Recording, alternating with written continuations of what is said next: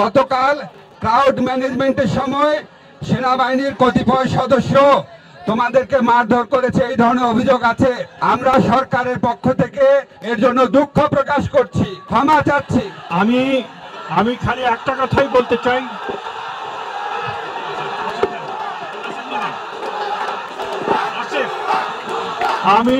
তোমরা যে 6 দফা দাবি জানিয়েছো সেটার সাথে আমরা সম্পূর্ণ একমত। এটা অত্যন্ত যৌক্তিক দাবি। তোমরা যে যৌক্তিক দাবি জানিয়েছো, প্রথম যারা প্রকৃত যারা নিহত হয়েছেন, আমাদের ছোট সন্তানরা যারা তোমার আহত হয়েছেন, তাদের সংখ্যা রেগুলার আপডেট করা হবে। তোমাদের স্কুলের মধ্যে তথ্য কেন্দ্র স্থাপন করা হবে। আজকে তথ্য কেন্দ্রে তোমাদের যে বর্তমান ছাত্র আছে, অ্যালামনাই আছে, তাদের প্রতিনিধিরা থাকবে।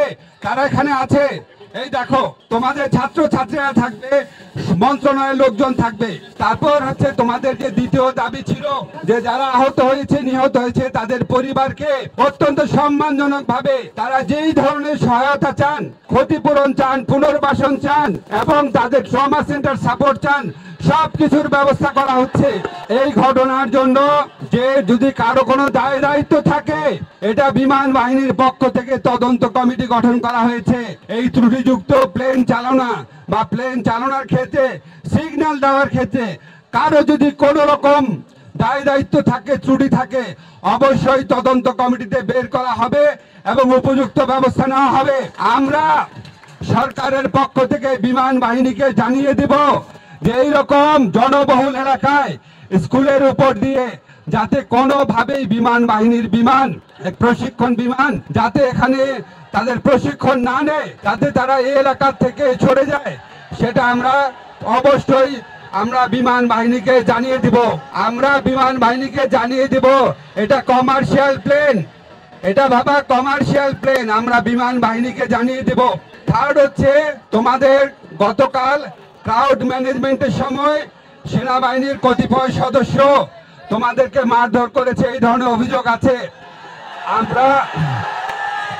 আমরা সরকারের পক্ষ থেকে এর জন্য দুঃখ প্রকাশ করছি, ক্ষমা চাচ্ছি এবং এই ব্যাপারে উপযুক্ত পদক্ষেপ নেওয়ার জন্য সেনা কর্তৃপক্ষকে আমরা জানিয়ে দিচ্ছি।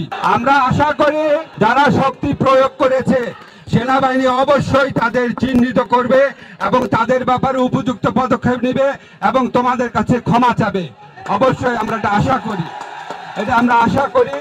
এরপরও তোমাদের যদি আরো কোনো কিছু, আরেকটা কথা, আমাদের শিক্ষামন্ত্রী এখানে উপস্থিত আছেন, তিনি জানিয়েছেন তোমাদের যে 24 তারিখের পরীক্ষা স্থগিত করা হয়েছে। এরপর আমাদের এখানে একটা পার্মানেন্ট অভিযোগ কেন্দ্র থাকবে, তথ্য কেন্দ্র থাকবে।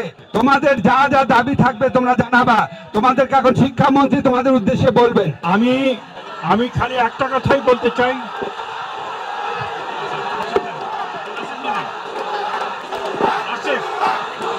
আমি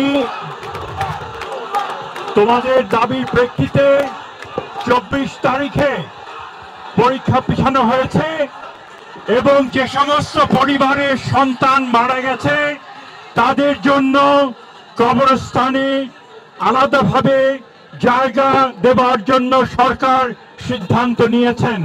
যে সমস্ত পরিবারের সন্তান মারা গেছে তাদের জন্য কবরস্থানে আলাদা জায়গা দেওয়ার তারা সিদ্ধান্ত নিয়েছেন। ধন্যবাদ। বাবা আরেকটা কথা শোনো, তোমরা যা ইচ্ছা স্লোগান দাও, তোমাদের মনে অনেক কষ্ট, অনেক রাগ। আমাদের যদি তোমাদের মতো থাকতাম, আমাদের যদি ছোট ভাই বোনরা মারা যেত এভাবে, আমরাও ক্ষুব্ধ থাকতাম।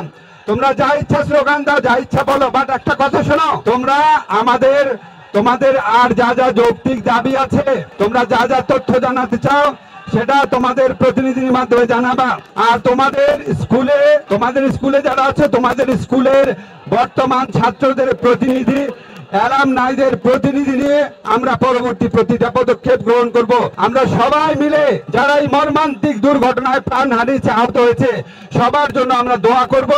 ইনশাআল্লাহ আমরা চেষ্টা করব যতভাবে পারা যায় তাদের পরিবারের পাশে থাকা।